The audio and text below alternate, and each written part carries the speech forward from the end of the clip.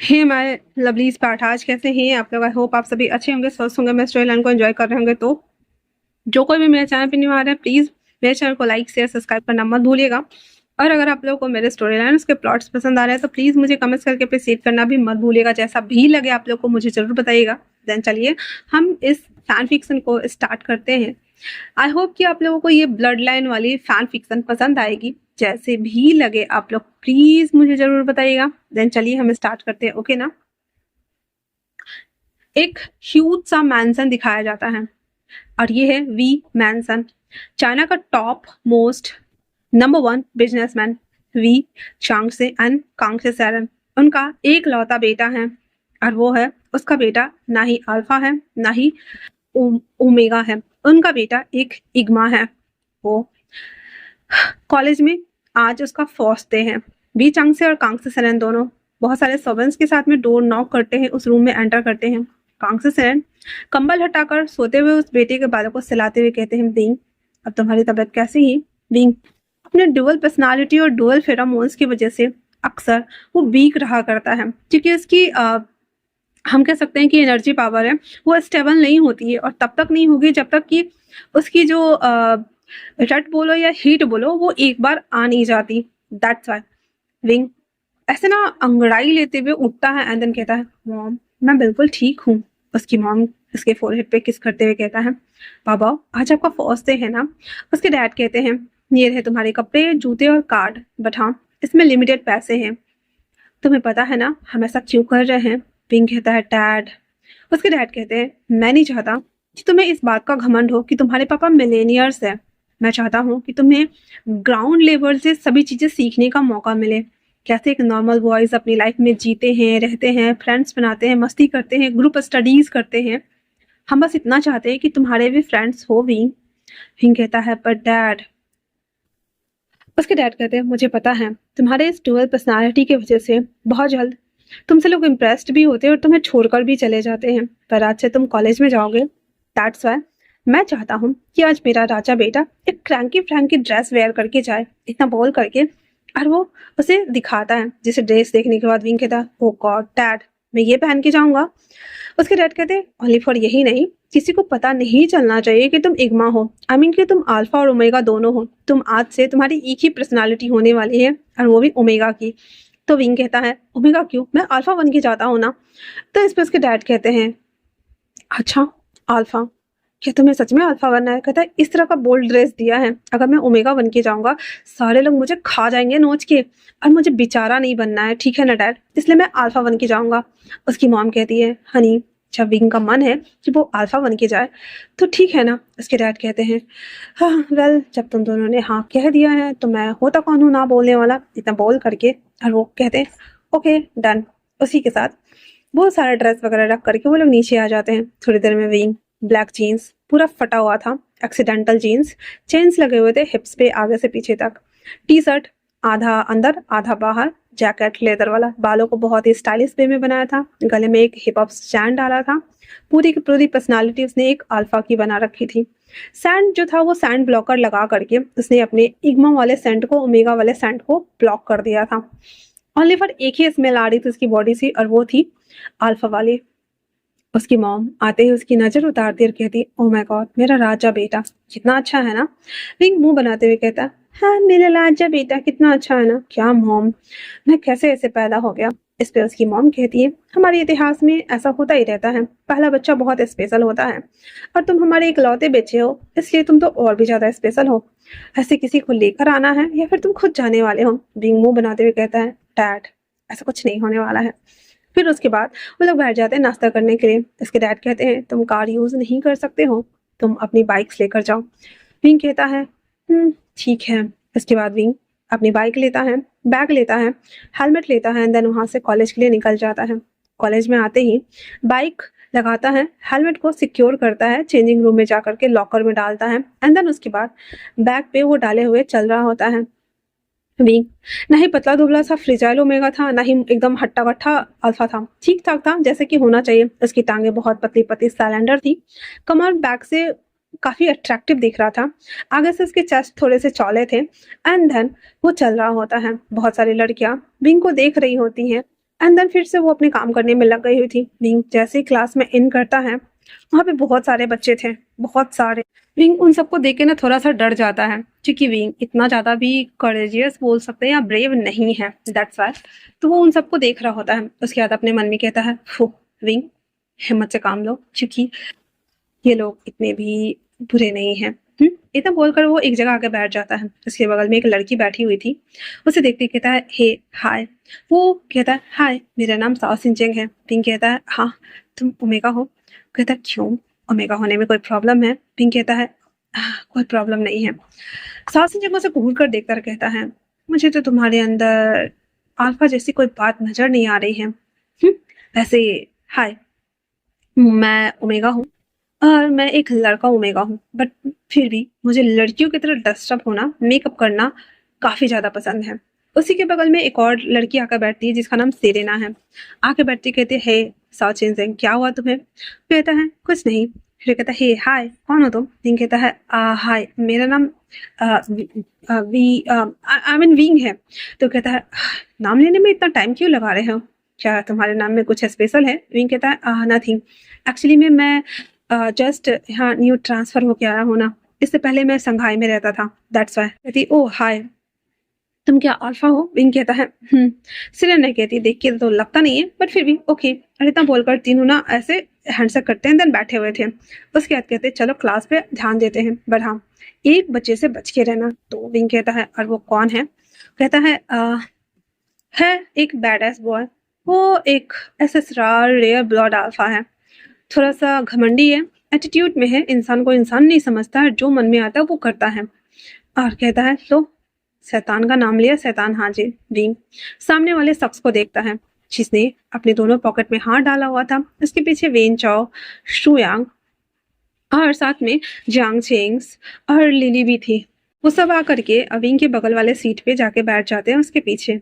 Wing बस उन लोगों को घूर कर देख रहा होता है जाते हुए। कहता है, तो इन लोगों से मुझे बच के रहना है। सिरेने कहती है, हाँ बच के रहो तो ज्यादा अच्छा है। वैसे भी ये लोग किसी को छोड़ते नहीं है, बहुत ही ज्यादा गंदे और बैड बॉय हैं। पिछले 2 साल से ये इस कॉलेज में क्यों पढ़ा हुआ है समझ नहीं आ रहा है। इतना बोल कर वो कहता है, खैर छोड़ो। और उसके बाद वो पढ़ाई करना स्टार्ट कर देते हैं। पहला दिन था विंग का, तो अच्छे से सब कुछ नोट डाउन कर रहा होता है। वो सब कुछ कर लेने के बाद जैसे ही वो जाने को होता है, वांग जी ऐसे ना कुर्सी खसका देता है, जिससे कि विंग का रास्ता ब्लॉक हो जाता है। विंग ना उसे बहुत गुस्सा आ रहा था, बट फिर भी वो चेयर को पुल करके वहां से निकल जाता है। वांग जी बस उसे जाते हुए देख रहा था, आगे से नहीं बैक से, और कहता है, कौन है ये? तो स्वयं कहता है, न्यू बाय है, अभी जस्ट आया है ये इस साल।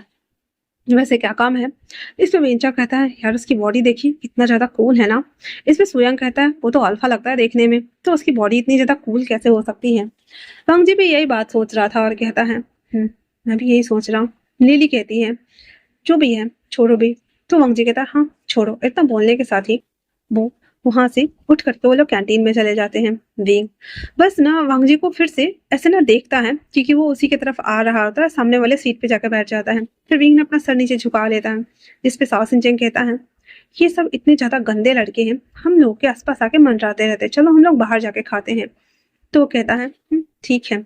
इतना बोलकर जैसे ही जाने को होता है, विंग कहता है, हे यो यहाँ आओ। विंग उसके पास आकर कहता है, वांग जी कहता है, सिट डाउन। विंग कहता है, बट वाई? वांग जी कहता है, क्या तुम न्यू बाय हो? विंग कहता है, क्यों, पहले कभी नहीं देखा क्या? इतना बोलना हुआ ही था कि सारे लोग दांत फाड़ के हंसने लगते हैं। वांग जी उसे बहुत ज्यादा बुरा लग रहा था, एंड देन कहता है, जब बकवास कर रहे हो। विंग कहता है, आई एम सो सॉरी, उप्स, ऐसे मुझे भूख लगी है, खाना ठंडा हो जाए इससे पहले मैं खा लूँ, वरना मैं खा नहीं पाऊंगा।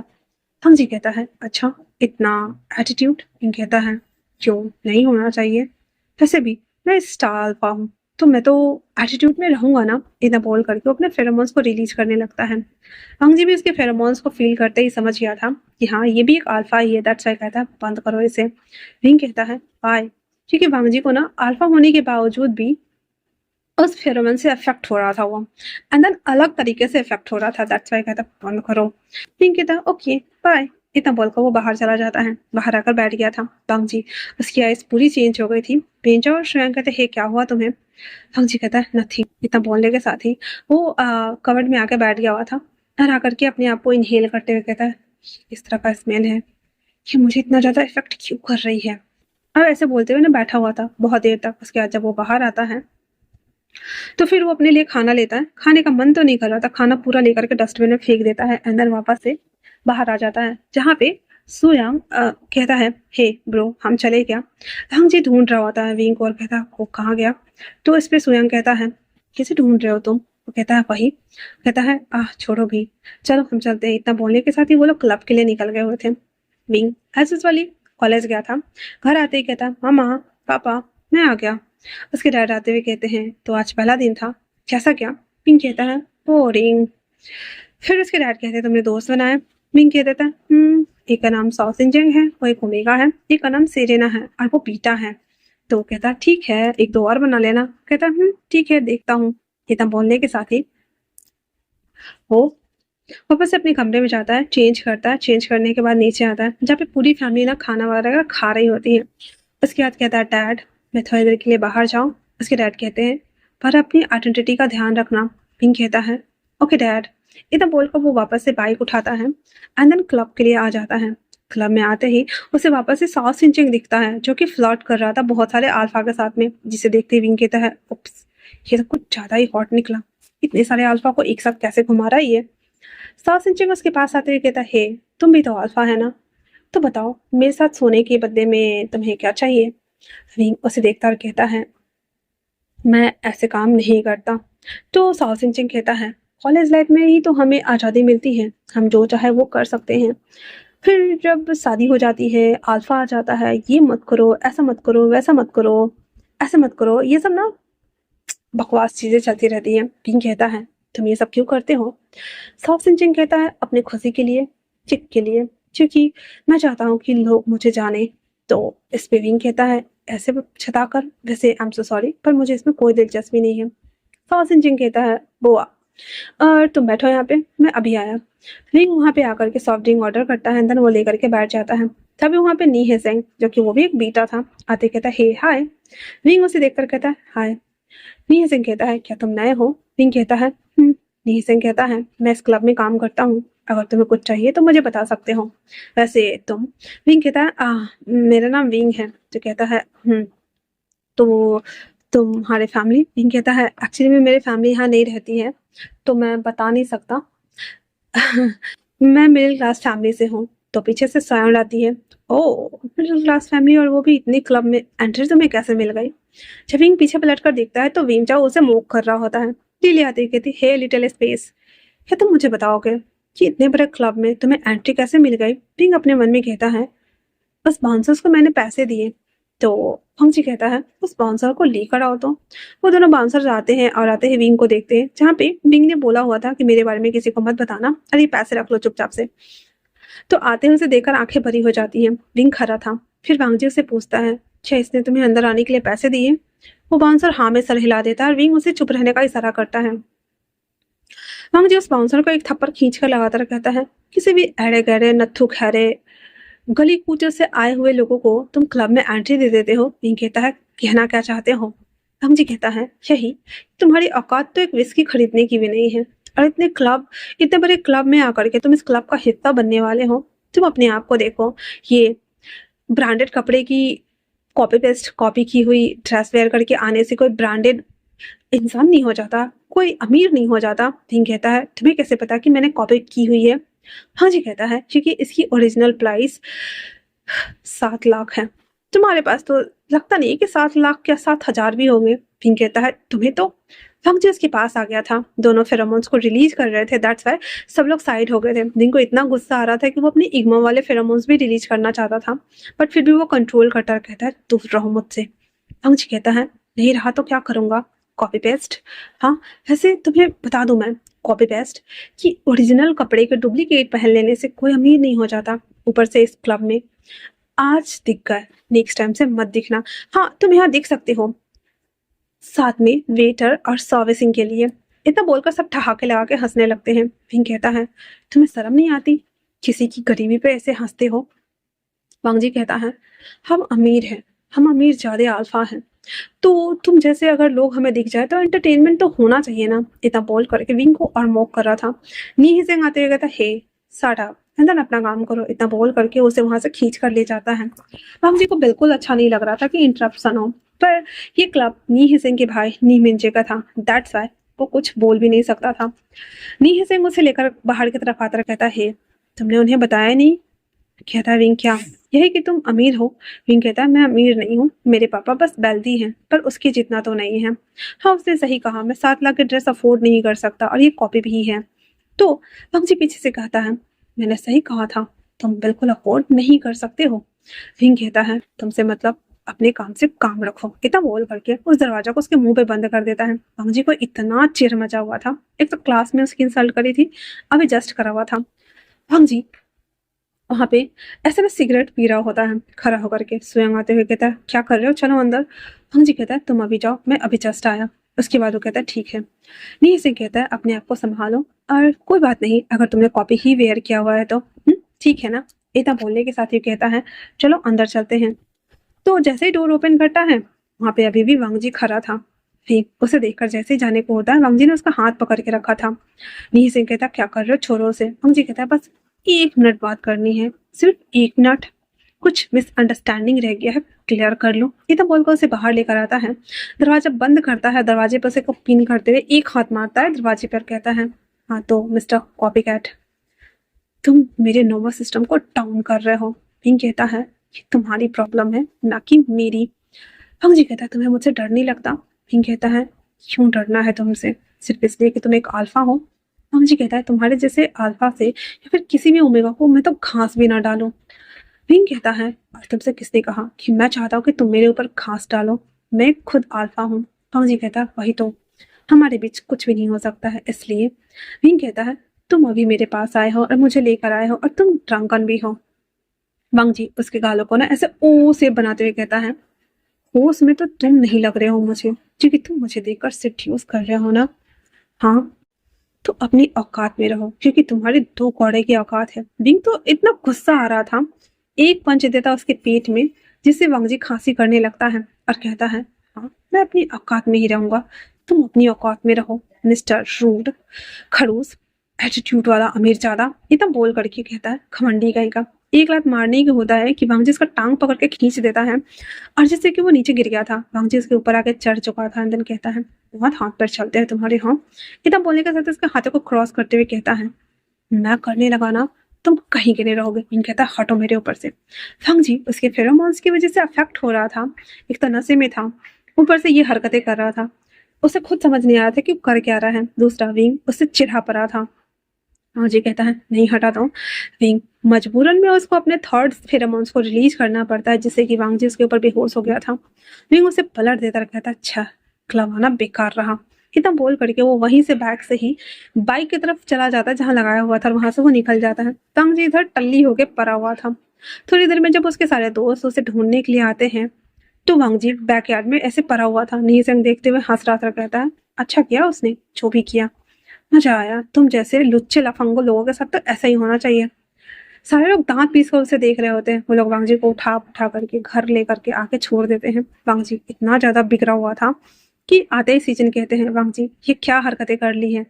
वांग जी नशे में ही कहता को छोड़ो मुझे, मुझे आपसे कोई बात नहीं करनी, और ना ही आपके उस सो कॉल्ड अंकल से। इतना बोलकर वांग जी ऊपर रूम में चला जाता है। अंकल कहते हैं इस लड़के का कुछ नहीं हो सकता, एक साल और इसको तो मैं यहाँ से दूर फेंक दूंगा। सीजन कहते हैं अंकल प्लीज शांत हो जाइए। अंकल कहते हैं शांत हो जाओ, ये मेरे नर्वस सिस्टम को हमेशा बढ़ा देता है, सुबह होश में रहने दो, इसे मैं सजा दूंगा। इतना बोलकर अंकल भी चले गए थे, और साथ सिंचन कहता है ये कब सुधरेगा। और उसके साथ ही वो उसे देख रहा होता है जहाँ पे उसके दोस्त उस कमरे में लाकर उसे पटक दिए हुए थे। एंड देन उसे देखते हुए कहता है इतना पीते क्यों है जब संभालता नहीं है, और उसके साथ वो वहां से निकल जाता है। वांग जी बड़बड़ाते हुए कहता है यू लिटिल फिश, मैं तुझे जरूर देख लूंगा। इतना बोलने के साथ ही वो सो जाता है। अगले दिन जब वांग जी उसकी नींद खुलती है, वांग जी के सर में बहुत ज्यादा हेडेक था, उसका हैंगओवर उसकी जान ले रहा था। उसे बिल्कुल समझ नहीं आ रहा था कि वो क्या करे और कैसे करे। वो अपना सर पकड़ के बैठा ही था।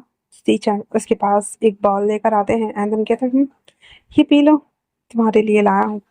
वांग जी बिना कुछ बोले उस बॉल को लेकर उसे कटक जाता है, वॉशरूम जाने लगता है। तो सीजन कहते हैं वांग जी कब तक तुम इस तरह से बैड एस बॉय बनकर रहने वाले हो, हाँ। वांग जी कहता है मुझे नहीं पता, और वैसे भी मुझे आपकी और या किसी की भी सिंपैथी नहीं चाहिए। इतना बोल करके और वो चुपचाप से वॉशरूम चला जाता है। सीचन बस देखते हुए कहते, भाई बस भी करो, हुआ तो। डैड मॉम वो बहुत पहले जा चुके हैं।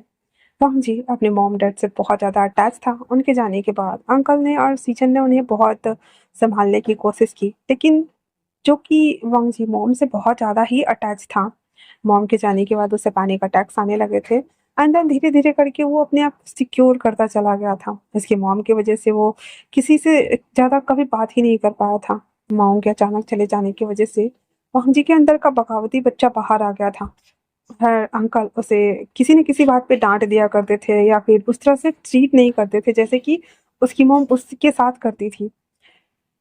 अंकल चाहते थे कि दोनों बच्चे वेल डिसिप्लिन होकर बड़े होकर अपने अपने एम्पायर का मालिक बने, जो कि एक लैन किरण का था और एक चेंगोजुन का था, जिसको अभी सीजन और लैन किरण खुद संभाल रहे थे।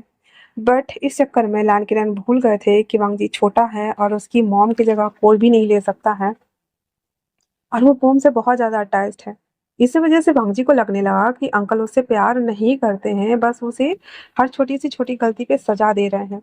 उसे मॉम की कमी खलने लगी थी और वांगजी के अंदर का बगावती बच्चा बाहर आ गया था, और जिसका नतीजा था कि वांगजी कभी भी सीचन और अंकल की बात नहीं सुनता था, क्योंकि उसकी मॉम उसकी हर छोटी छोटी चीज को वांगजी से बिना पूछे ही वहां रख देती थी। उसके गाने बजाने पे खुश होती थी, उसके लिए उसकी मनपसंद का खाना बनाती थी, हर छोटी-छोटी बात पे उसके बालों को पाट-पाट करती थी। ये सारा कुछ ना उसकी मॉम के जाने के साथ ही वांगजी के लाइफ से चला गया था, और ना ही सेचन ने कभी वैसे ट्रीट किया था, ना ही अंकल ने।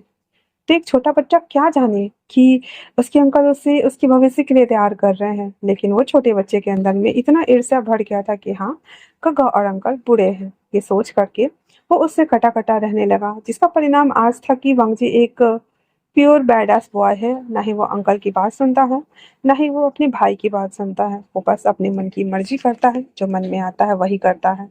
हम जी अपनी मॉम के बारे में सोचता है हर रोज, और कहता है, काश आप यहाँ होती तो मैं ऐसा नहीं होता ना मॉम। सब मुझसे प्यार करते ना, पर मुझसे कोई प्यार नहीं करता, और वो फ्लिटी सा अल्फा, मैं उसकी तो जान ही ले लूंगा। इतना बोलते हुए वांगजी दांत पीसते हुए नहाता है, रेडी होता है। वो भी एक्सीडेंटल वगैरह जीन्स पहनकर हॉट शॉट बनकर वो कॉलेज के लिए निकल जाता है।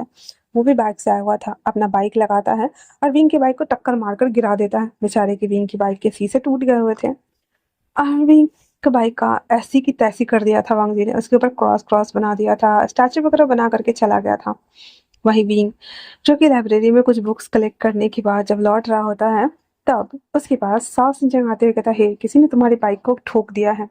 विंग आकर के देखता है तो उसके बाइक पे लिखा हुआ था लूजर, और उसके बाद उसकी बाइक पे ना हड्डी कंकाल सब बना हुआ था, क्रॉस क्रॉस बना हुआ था।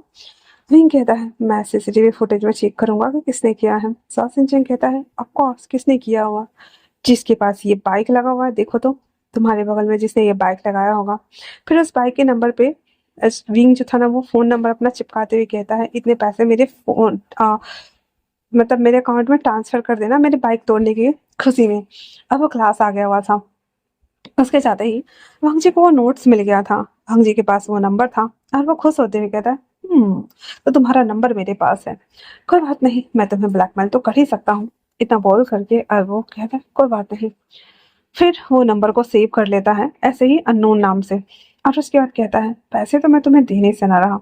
उसके बाद वापस से वो क्लास में आता है तो विंग ना बैठा हुआ था वहां पे। विंग को भी फिलहाल पता नहीं है कि बाइक बांगजी की है।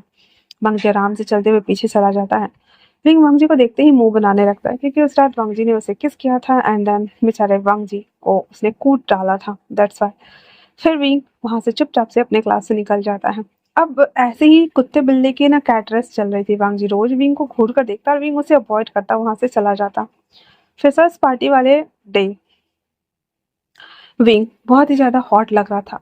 अब जो कि विंग की पर्सनालिटी अल्फा और ओमेगा दोनों की थी, और जो हमारा विंग था ना, अभी तक मतलब वो इतना एज का हो गया था, लेकिन ना ही उसकी हीट आई थी ना ही रट आई थी। इसके सिर्फ डुअल पर्सनालिटी की वजह से वो सब लोग डांस वांस कर रहे होते हैं। वांगजी कॉर्नर लगकर खड़ा होकर के बहुत सारे लड़कियों को देख रहा होता है। लिसी आते हुए कहती, हे ये तुम्हें कोई पसंद आया? वांगजी कहता है, मेरे टाइप की कोई भी नहीं है। तो कहता है, सही कहा, यहाँ पे बहुत सारे टाइप्स हैं, अगर तुम कहो तो मैं तुम्हारे लिए किसी और को बुला लूं। इस पे वांगजी कहता है, नो थैंक्स। और इतना बोलकर वो आराम से उधर बैठ के पी रहा होता है। विंग जो कि उन लोगों के साथ जाकर के बीच में डांस वांस कर रहा होता है, क्योंकि सभी फ्रेशर्स को पार्टी दिया गया था जिसमें विंग बहुत एंजॉय कर रहा था। साओ सिंचेन कहता है मैं तो चला, कोई ना कोई अल्फा मुझे मिल ही जाएगा जो मुझे ठोक सकता है। इतना बोलना हुआ ही था तो विंग कहता है तुम और तुम्हारे डॉटी डिजायर्स।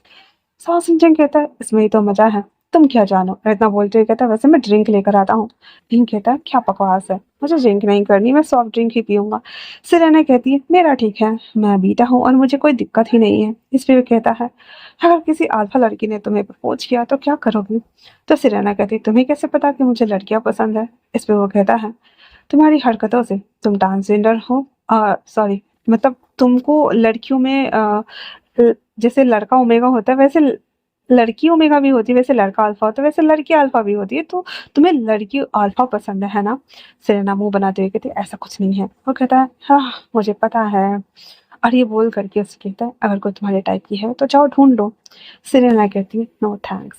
फिर वो उसे कहती है वैसे विंग फ्यूचर का क्या सोचा है। विंग कहता है मुझे नहीं पता, क्योंकि विंग के पास खुद का अपना बिजनेस है, वो क्या सोचेगा, उसे पता है कि बड़ा होकर के उसे अपने एम्पायर को संभालना है भाई। फिर वो मस्त डांस कर रहा था। साउथ सिंचन 10 मिनट बाद वहां पे 3 ड्रिंक लेकर आता, कहता गर्ल्स ये लो। पिंक कहता I am not a girl. कहता आह फॉरगेट इट, हमारे साथ रहोगे तो गर्ल्स ही कहलाओगे। पिंक कहता क्या बकवास है। फिर साउथ सिंचन कहता है वैसे तुम मुझसे भी ज्यादा हॉट लग रहे हो, मैंने इतने ज्यादा हॉट सेक्सी ड्रेस वेयर किया फिर भी बहुत सारे लोगों की नजर तुम पे है। और इतना बोलते हुए विंग को वांगजी की तरफ दिखाता है। विंग कहता है उस ब्लडी बैड का नाम मत लो, वो बहुत बुरा है। इस पे वो कहता है वो तो सही कहा तुमने। और इतना बोलने के साथ ही वो तीनों ड्रिंक गटक जाते हैं। अब वो जो ड्रिंक था वो हार्ड ड्रिंक था, तो obvious सी बात है विंग ने पहले टाइम लिया था तो उसे नशा होने लगता है। वो कहता है हे मैं अभी आया, इतना बोल करके और वो वॉशरूम आता है। बेचारा एक ही ड्रिंक लेकर के उल्टी कर देता है, क्योंकि विंग को पीने की आदत नहीं है फिलहाल से। उसके बाद वो अपने आप को फ्रेश अप करते हुए जैसे वहां से निकलता है वैसे ही वो वांगजी के ऊपर लेन होते हुए कहता है आह मेरा सर बहुत ज्यादा दर्द हो रहा है। रिता बोलने के साथ ही उसके ऊपर गिरा हुआ था वांगजी। पहले तो उसे हटा रहा था पर पता नहीं वो जो विंग का फिर से उसके अंदर का छुपा हुआ ओमेगा वाला फोरेमॉन्स था वो रिलीज होना स्टार्ट हो जाता है, जिसकी वजह से वांगजी की आईज चेंज हो गई। फिर कहती है यू फ्लिटी अल्फा, तुम्हारी इतनी हिम्मत कि तुम मुझे सेड्यूस कर रहे हो, हाँ फिर इसके लिए तुम रिग्रेट करोगे। इतना बोल करके वांगजी विंग को लेकर के एक क्लासरूम में आ जाता है, डोर बंद करता है। अब वो क्लासरूम ना हम कह सकते हैं कि सेंसर बोर्ड से चल रहा था और खिड़की वगैरह कुछ भी नहीं था, सिर्फ एक डोर था जिसे वांगजी ने बंद कर दिया था। डेस्क को चिपकाते हुए उसके ऊपर विंग को उसे डेस्क पे रख देता है एंड देन कहता है मुझे बाद में मत कहना कि मैंने कुछ ऐसा कर दिया, क्योंकि वांगजी अपना कंट्रोल खो चुका था। वांगजी ने भी ड्रिंक किया हुआ था और विंग ने भी ड्रिंक करा हुआ था। वांगजी जब अपने सारे कपड़े उतार लेता है तो विंग के हाथ को लेकर के उसे खींचता है अपनी तरफ और कहता है टच मी। विंग कहता है ओह रियली मैं तुम्हें टच करूं, तुमने अपनी शक्ल देखी है। वांगजी और विंग दोनों नशे में थे, उसे खुद पता नहीं था। दोनों मतलब पागलों की तरह हंस भी रहे होते हैं, अंदर गुस्सा भी कर रहे होते हैं और साथ में एक दूसरे के साथ इंटीमेट हो रहे थे। वांगजी को फर्स्ट टाइम पता चलता है कि जो विंग है वो अल्फा नहीं है, बल्कि वो एक ओमेगा है, क्योंकि उसकी बॉडी गेस्चर सब कुछ एक ओमेगा जैसी थी। और जो उसका हम कह सकते हैं चुटकू था वो अल्फा जैसा बिल्कुल भी नहीं था, तो वो समझ गया था। देन वो कहता है तो तुम अल्फा बन के क्यों घूमते हो। वांगजी के दिमाग में बहुत सारे सवाल थे, बट फिलहाल से वो विंग के साथ ये सभी चीजें करने में लगा हुआ था। वो 2-3 राउंड कंप्लीट करने के साथ ही वांगजी उसके बगल में लेटा हुआ था। विंग और वांगजी दोनों नेकेड थे और वो दोनों इसी तरह सो जाते हैं। अगले दिन सुबह के टाइम पे 4-4:30 बजे के आसपास विंग की जब नींद खुलती है, वो अपना सर पकड़ के बैठा हुआ था। और जब वो अपना सर पकड़ के बैठा हुआ था तो सामने वाले शख्स को देखते ही कहता है वांगजी, और अपने आप को देखता रहा कहता है सेट मैं इसके साथ। और उसे ना बुखार आ गया हुआ था, मतलब कि वांगजी के टच की वजह से विंग का पहला रट आया था, एक अल्फा वाला रट। और उसके बाद दूसरे दिन ये हीट में तब्दील होने वाला था, जो कि विंग के लिए बहुत ज्यादा मुश्किल होने वाला था, क्योंकि उस टाइम जोन में विंग अपने आप को नुकसान भयंकर पहुंचाने वाला था। विंग फटक से अपने कपड़ों को पहनता है एंड देन उसे घूर कर देखते हुए कहता है मैं तुम्हें बाद में देखूंगा, और वहां से वो चला जाता है। डोर बंद होते ही वांगजी की नींद खुलती है। जब वो उठता है तो पहले तो उसे शौक सदमा लगता है कि वो यहाँ पे नेकेड क्यों पड़ा हुआ है। फिर उसे रात वाला सब कुछ याद आ जाता है और वो कहता है set set set set set set मैंने ये क्या किया। फिर वो कहता है इट्स ओके, हम बात कर लेंगे। और वो इतना बोल करके वो भी घर आ जाता है। फिर से सीचन और अंकल दोनों उस पे चिल्ला रहे होते हैं, पर वांगजी किसी की बात नहीं सुनता और वो अपने रूम में जाके सो जाता है। अब जो कि जैसा कि विंग को पहले रट आया था, विंग घर आते ही अपने कमरे में चला जाता है। उसकी मॉम उसे बहुत आवाज लगाती है, तो विंग कह देता है, मॉम मेरी रट आई है, प्लीज आप लोग मेरे लिए दवाई भेज दीजिएगा। इतना बोलने के साथ ही अपने रूम में आकर खुद को लॉक करता है। हाथों को पैरों को कपड़े से जंजीर से बांध करके सोया हुआ था। विंग बहुत चिल्ला रहा था क्योंकि इसकी बॉडी पूरी अमेठ रही थी। उसे बिल्कुल समझ नहीं आ रहा था कि वो क्या करे। दूसरा दिन विंग को फिर से जो रट था वो खत्म हो गया और हीट आया था। और तीसरा दिन विंग को इतना बुखार रहा था कि वो कांप रहा होता है भयंकर तरीके से। और वो बस उसके मम्मी पापा तीसरे दिन जाकर डोर ओपन करते हैं, क्योंकि तीसरे दिन विंग ने ना ही दवाई लिया था ना ही कुछ लिया था। वो सब बाहर ऐसे ही रखा हुआ था। फिर स्पेयर की लेकर जब खोला जाता है तो जो विंग था ना, उसकी बहुत ज्यादा भयंकर वाली तबीयत भी कर गई हुई थी।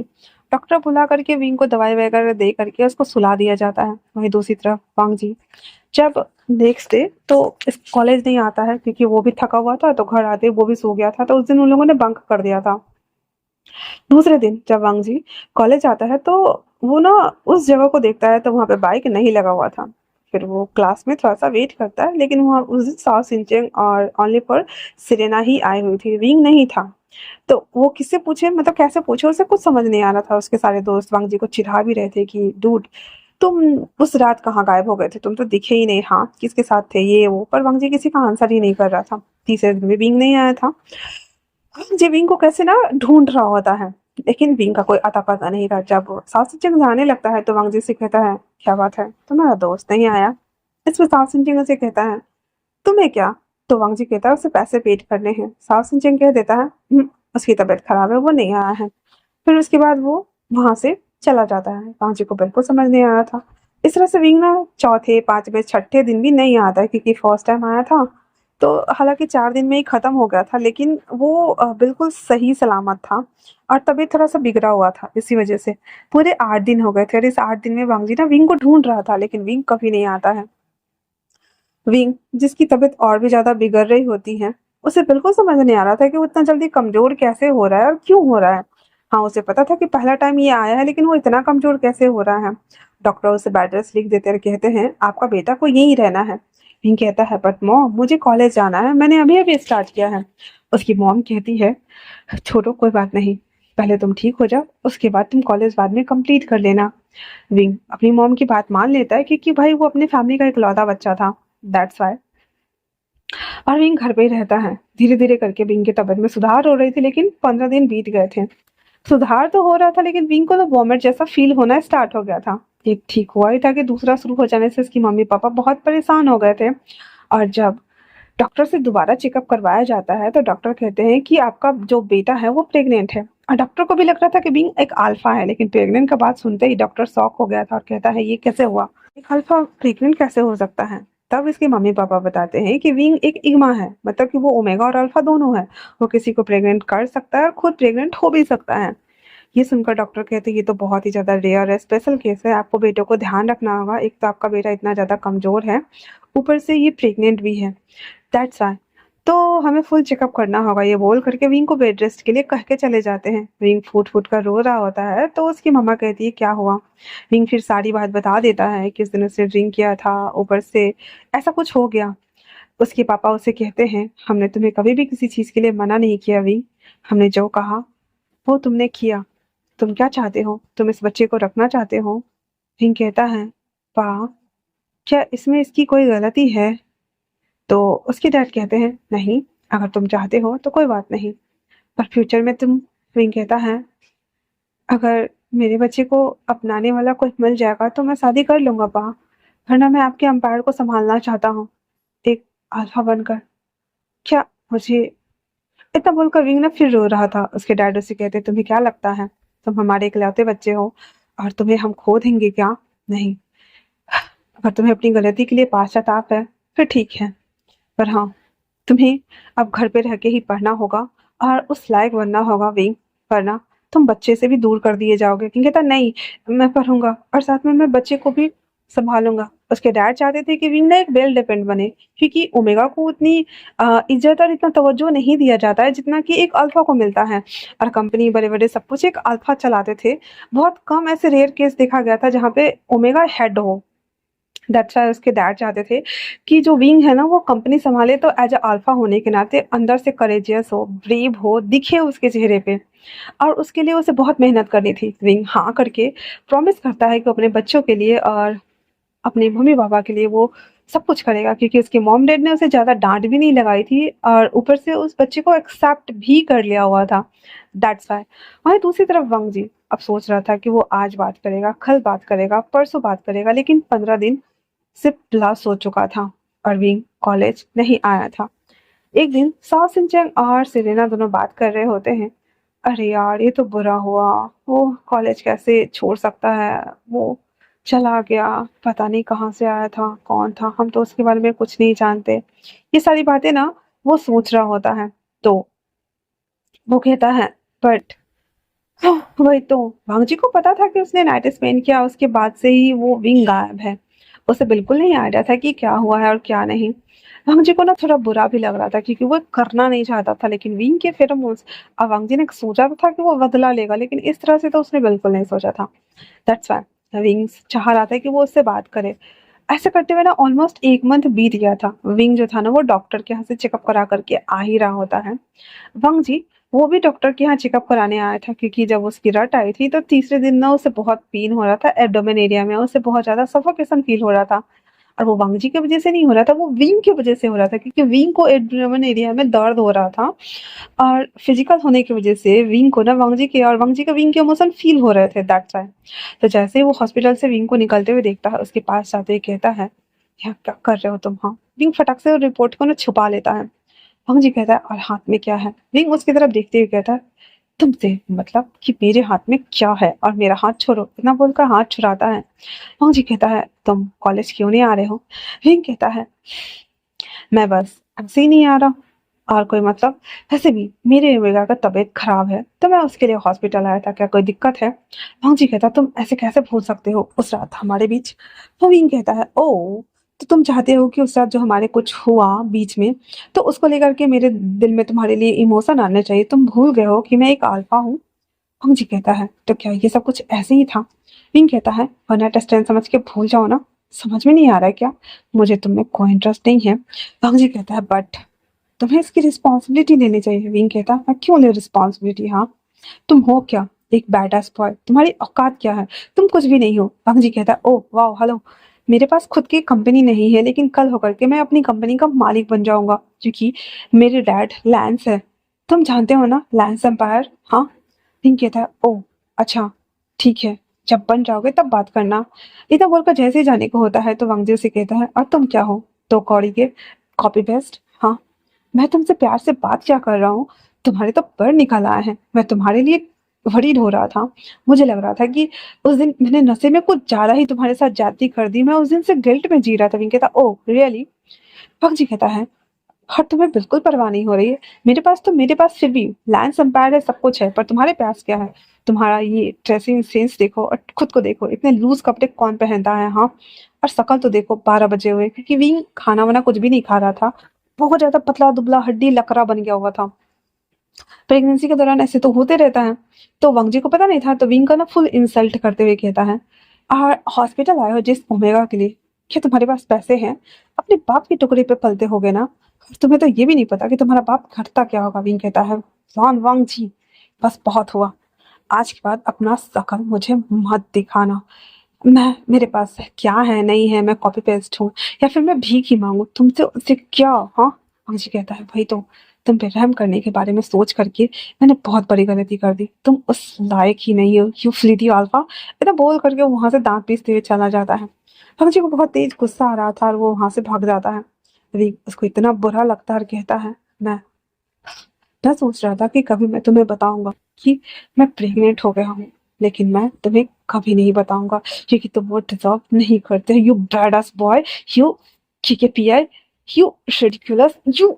इतना मतलब उसको गालियां आ रहा था ना कि वो सारी गालियां बक देता है। सोच लो क्या क्या बका होगा वो, ठीक है, खुद ही इमेजिनेशन कर लेना। फिर विंग घर आ जाता है और गुस्से के मारे कहता है, "डैड, मैं कुछ दिनों के लिए ना ग्रैंड मॉम के घर जाना चाहता हूँ। मॉम क्या आप मेरे साथ चलोगे? उसकी मॉम कहती है मेरा बेटा जहाँ उसका मन लगे मैं वहाँ जाऊंगा, पर हाँ तुम्हें पढ़ाई करनी होगी। विंग कहता है ओके मॉम, और वहां से वो सारा सामान लेकर के प्रोसेस रन के यहाँ वो लोग चले जाते हैं। तब तक इसके पापा यहाँ पे अपना बिजनेस वगैरह देख रहे होते हैं। बीच बीच में वो विंग को भी देखने के लिए जाते हैं। 3 मंथ्स बाद विंग 2 बेबी को जन्म देता है, और उसके नानी मॉम और उसकी मॉम दोनों बेबी को विंग के साथ राइज करना स्टार्ट करते हैं। धीरे धीरे करके विंग की लाइफ भी सेटल हो चुकी थी, और वो पढ़ाई भी कर रहा होता है, और साथ में बेबी को भी फीड कराना, उसे बड़ा करना। प्रेगनेंसी के दौरान विंग को बहुत ज़्यादा कॉम्प्लिकेशन हो रहा था। एक तो अल्फा ओमेगा होने की वजह से, ऊपर से ब्लड की वजह से, ऊपर से वो खाना वगैरह नहीं खाता था, तो बहुत प्रॉब्लम्स होता था।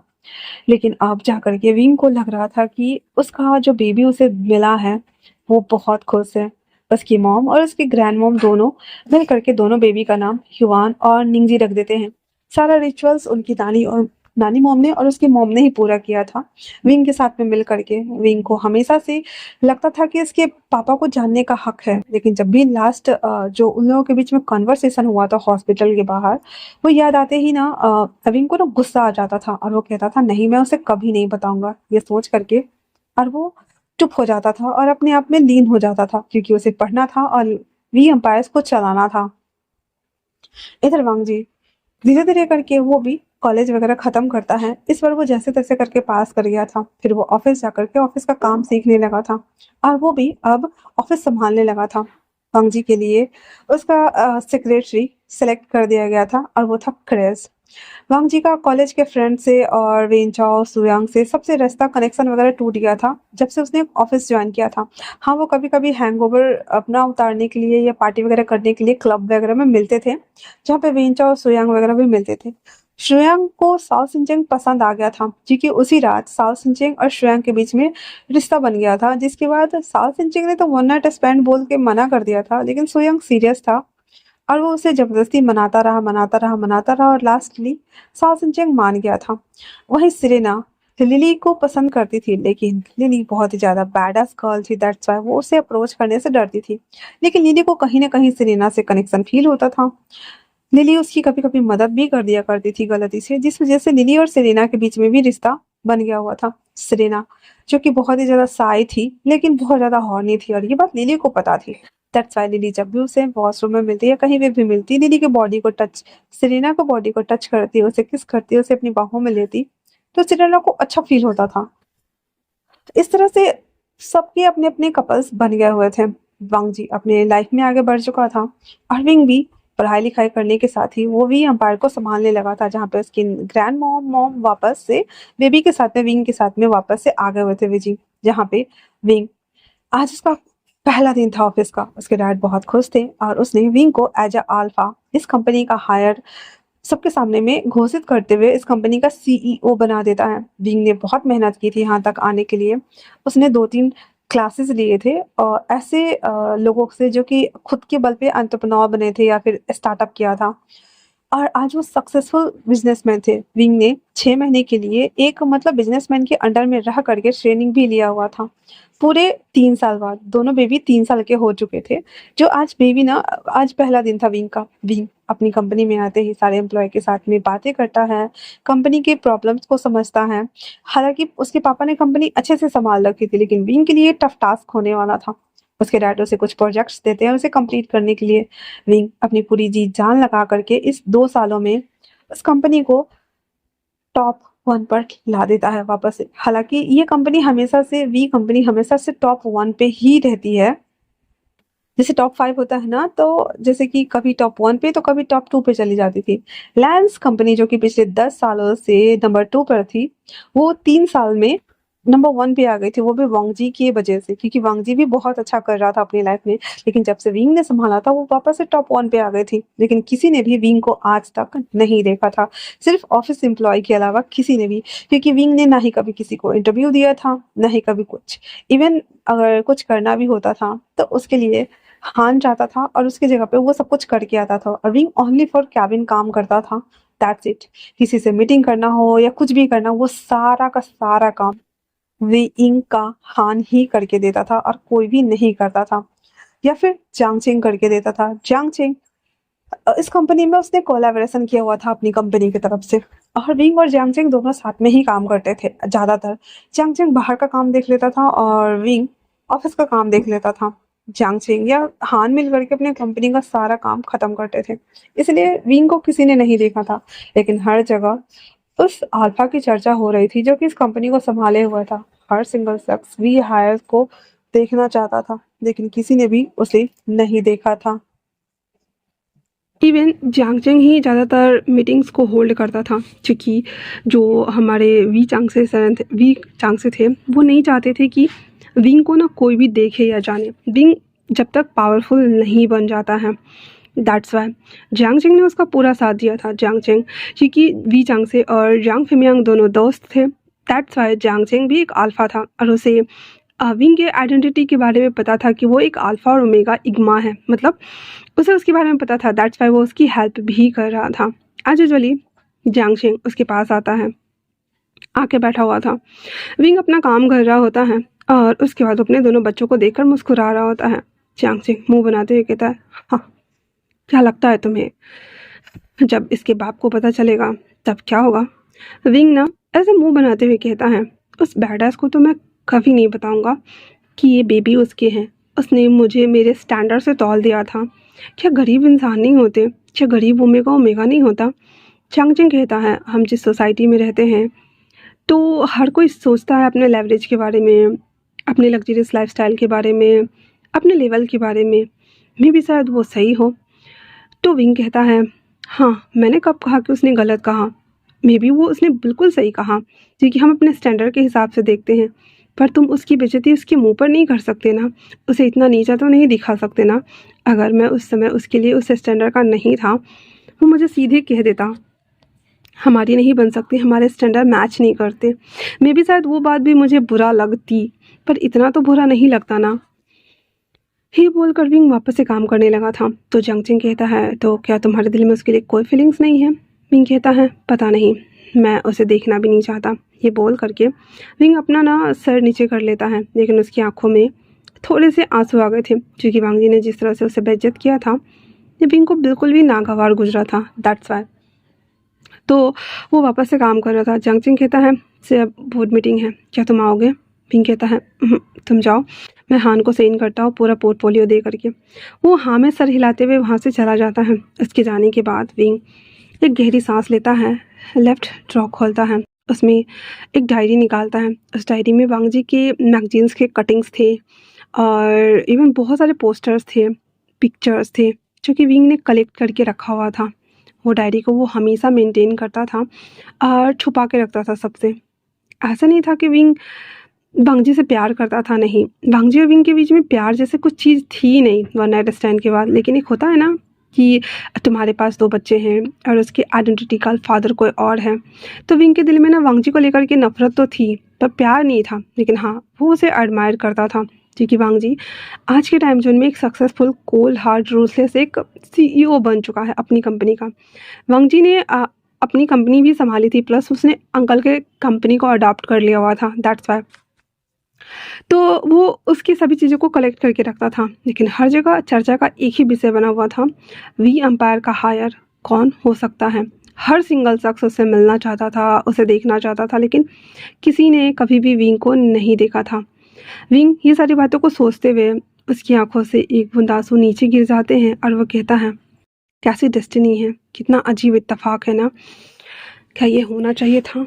मेरे ख्याल से तो नहीं होना चाहिए था, क्योंकि ये चीज़ें बहुत ज़्यादा दर्दनाक होती हैं।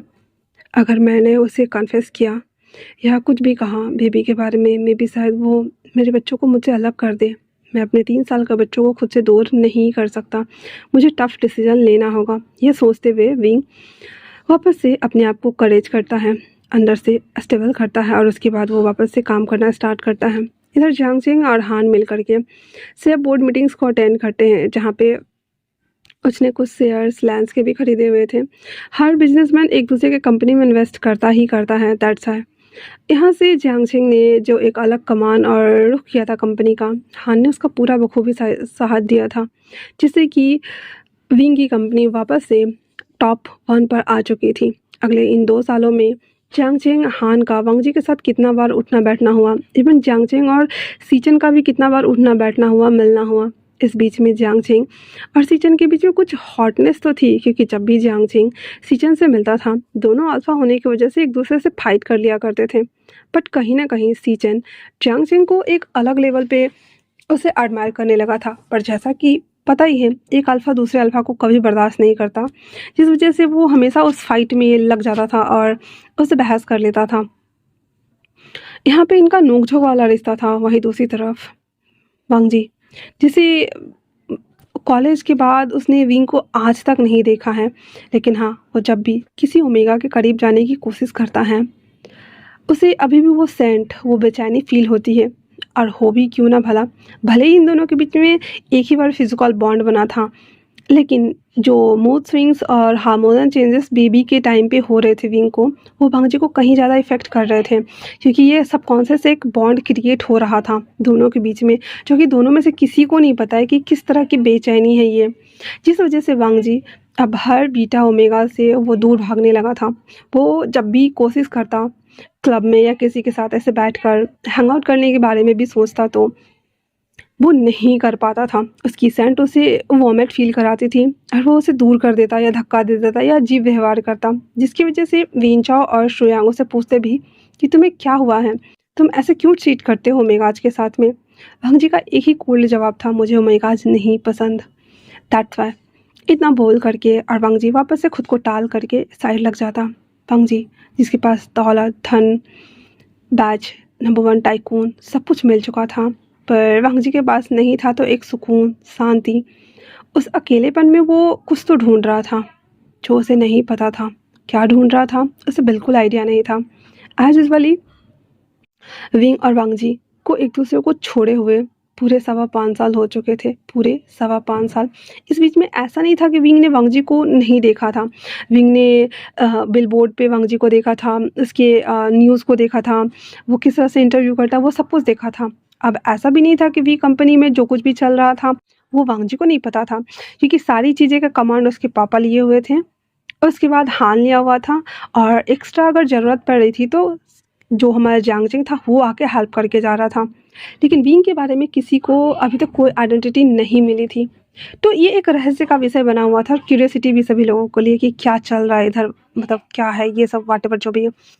लेकिन फिर भी दोनों कंपनियां एक दूसरे को बराबरी की टक्कर दे रही थी, दोनों के शेयर्स अप्स एंड डाउन्स हो रहे थे, और सब कुछ जो होता है कंपनी में वो चल रहा होता है। वही दूसरी तरफ वांग जी अपने काम करते हुए भी वो विंग को ढूंढने की कोशिश करता है 1-2 बार। क्रिस से वो कहता भी है कि क्या वो कभी मिला? क्रिस उससे कहता है नो सर, वो तो ऐसे गायब हो गया जैसे कि कभी वो एग्जिस्ट ही नहीं करता है। उसका कोई नामो निशान नहीं है, सोशल मीडिया पे वो नहीं है, कहीं पे भी नहीं है सर, मैंने हर जगह ढूंढा। भंग जी मायूस होते हुए कहता है पता नहीं क्यों हर तीसरे चौथे दिन मुझे अचानक से उसकी याद आ जाती है, और अपने मन में कहता है क्या मैंने उसके साथ गलत किया? पर उसने कहा कि वन नाइट स्टैंड समझ के भूल जाने के लिए। और ये सोचते हुए बेचारा वांग जी हमारा थोड़ा सा कंफ्यूज हो रहा था, क्योंकि उसे अपनी फीलिंग्स के बारे में कुछ आइडिया नहीं था, क्योंकि विंग को लग रहा था वांग जी एक बैडस बॉय है, और वांग जी विंग को लेकर के थोड़ा सा ज़्यादा रूड हो गया था और उसने उसे खड़ी खोटी सुना दी हुई थी। दैट्स वाई दोनों के बीच कॉन्फ्लिक्ट होना तो लाजमी था। अब इधर वांग जी एक दिन अपने पार्किंग लॉट से निकलकर जैसे ही जा रहा होता है, जब वो मॉल आया हुआ था इंस्पेक्शन के लिए, अचानक से एक बच्चा उससे टकरा जाता है, जिसे देखते ही कार रोक दी जाती है। क्रिस और वांग जी दोनों बाहर आते हैं। उस बच्चे को देख करके वांग जी को एक अजीब सा फील हो रहा था। वो उसे गोद में लेता है, उसके पैरों को देखता है जहाँ पे उसे हल्का चोट लग गया था, और पूछता है कि भाऊ क्या हुआ है? वो बच्चा कहता है मुझे चोट लग गई है, मैं रास्ता भूल गया हूँ, मेरी नानी मॉम ऊपर है, पर मैं कैसे जाऊँ मुझे नहीं पता। वांग जी कहता है पहले तुम यहाँ आओ। फिर वो कार के बोनेट पे उसे बिठाता है। क्रिस फर्स्ट एड बॉक्स लेके खड़ा था। वांग जी उसके पैरों पे बैंडेज लगा देता है और कहता है लिटिल चैम्प, जो तुम्हारे मम्मा कहाँ हैं? वो कहता है मम्मा नहीं आई हैं, मम्मा ऑफिस में हैं, मैं नानी मॉम के साथ शॉपिंग के लिए आया था, मैं किड्स वाले डिपार्टमेंट में था, फिर मैं वॉशरूम के लिए आया, फिर मैं रास्ता भूल गया और मैं इधर आ गया, और मैं कब नीचे आ गया मुझे पता ही नहीं चला। वांग जी कहता है ठीक है हम चलो छोड़ कर आते तुम्हें। इतना बोल कर वो उस बच्चे को लेकर के गोद में लेके जा रहा था, जहाँ पे विंग वांग जी और वो बच्चा दोनों एक दूसरे से बहुत बातें कर रहे थे। वांग जी कहता है किड्स डिपार्टमेंट ना, फिर वो वहाँ लाकर छोड़ देता और कहता है नानी कहाँ है? फिर वो देखते हुए कहता है वो रही, मैं जाता हूँ, बाय बाय अंकल। इतना बोल कर वो बच्चा वहाँ से अंदर भाग कर जाते ही नानी को हक करते हुए कहता है नानी मॉम। तो जो वो था ना वो देखते हुए कहता तुम कहाँ चले गए थे युवान, मैंने तुम्हें कितना ढूंढा। युवान बोल देता है कि मैं रास्ता भूल गया था और मैं गलती से कहीं और चला गया था, मुझे माफ़ कर दीजिए। वांग जी कुछ देर के लिए वहाँ पे खड़ा रहता है एंड देन उन दोनों को कॉन्वर्सेशन करते हुए देखता है। फिर दिल में एक अच्छा सा आस लिए हुए, क्योंकि खुश था वो, वहाँ से वो निकल जाता है। उसके बाद वो वापस से अपनी कार में आके बैठा हुआ था। इतने दिनों बाद आज वांग जी को अच्छा फील हो रहा था, दैट्स वाई। क्रिस देखते हुए कहता सा आप खुश लग रहे हैं। वांग जी कहता है पता नहीं, पर वो बच्चे से मुझे कुछ अलग ही वाइब्स आ रही थी। क्रिस कहता है और आपके फेरोमोन्स भी कंट्रोल में है, वो तो देख के ही लग रहा है। वांग जी मुंह बनाते हुए कहता है व्हाट एवर। फिर वो लोग ऑफिस के लिए निकल गए थे। युवान बताता है नानी मॉम, मैं जब रास्ता भूल गया था एक अंकल, और जब वो पीछे मुड़ा है तो वहाँ पे वांग जी नहीं था। फिर वो बोल देता है कि एक अंकल ने मुझे यहाँ पे लाके ड्रॉप किया है, तो मैं बहुत खुश हूँ। आपको कैसा लग रहा है? उसकी नानी कहती है नेक्स्ट टाइम मिले तो उसे घर लेकर आना। युवान कह देता है ओके।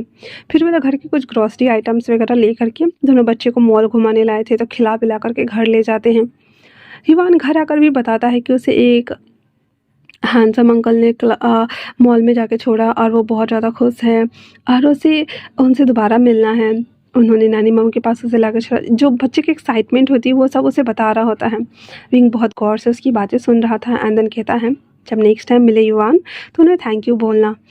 तो युवान की बात सुनने के बाद, युवान अपनी मम्मा की बात सुनने के बाद कहता है नानी मॉम ने भी मुझे सेम कहा था, आपके पास तो टाइम है नहीं जब मुझे शॉपिंग पे ले जाओगे।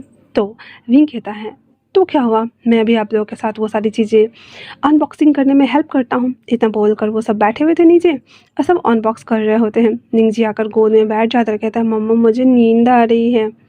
विंग उसके बालों को केयर्स करते हुए कहता है ठीक है आप मेरे गोद में सो जाओ।